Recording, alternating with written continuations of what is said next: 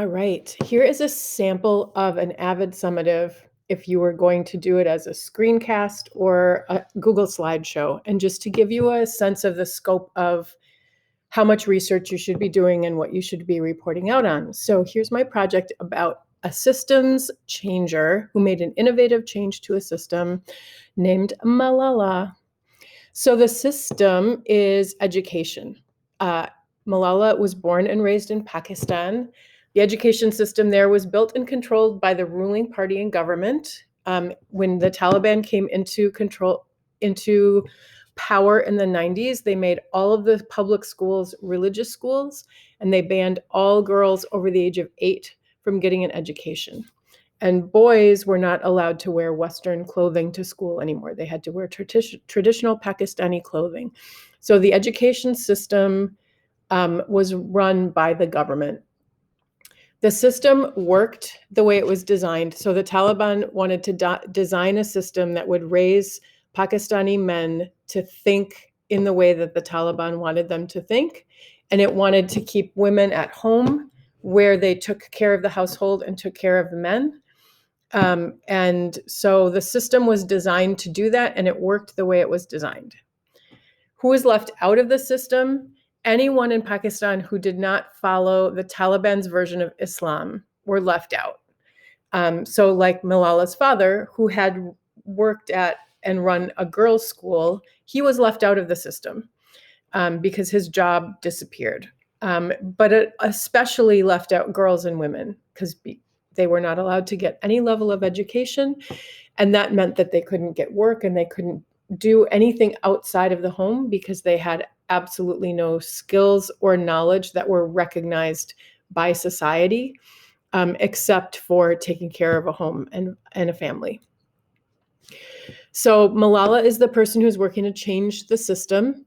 The 3 parts of her identity that are important to her work as a change maker are her gender, her religion, and her age.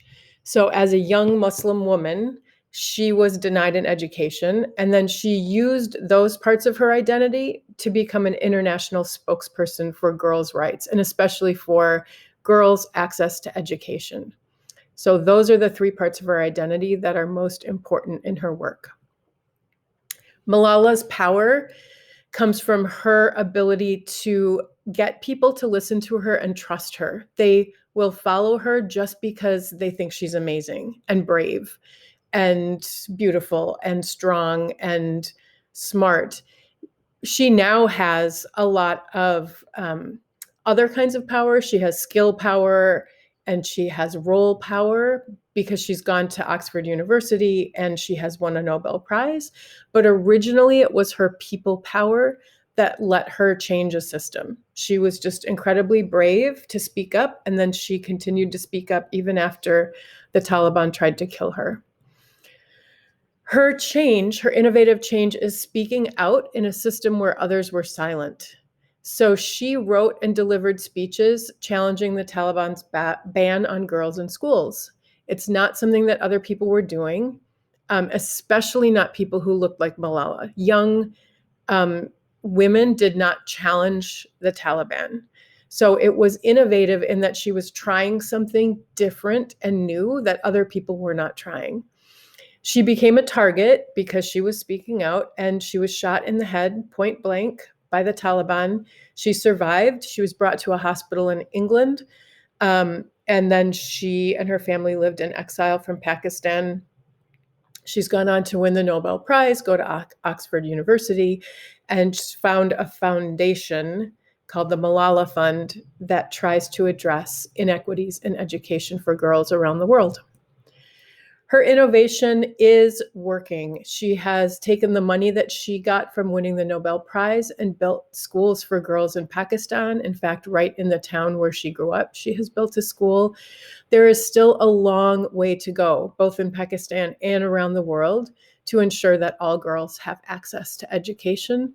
But her simple act of speaking up with courage has changed this conversation around the world, and it is changing the rights for girls. Is her change equitable? Does it make things more equitable? So her foundation is making education more equitable by including girls. This makes society more equitable because women who are educated have opportunities to do meaningful work and contribute to society.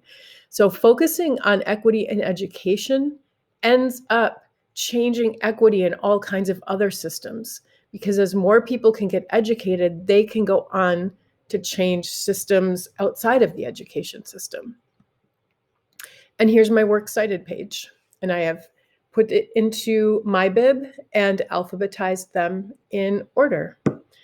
And that is my presentation. So that gives you a sense of how detailed you need to be about the system, about the innovation. The idea is each of those boxes could become a slide. I could also do this as a podcast. I could do it as a paper. I could do it, I could have each one of these be decorated up on pic collage. So there's lots of different formats that you can choose to present. This is just the one that I did because it's the one I'm super used to, and it's okay to pick one that feels really comfortable for you, or I could just give it as a speech. So though that's one sample, and let's keep talking as you need help deciding how you want to present your learning about systems, innovation, and change.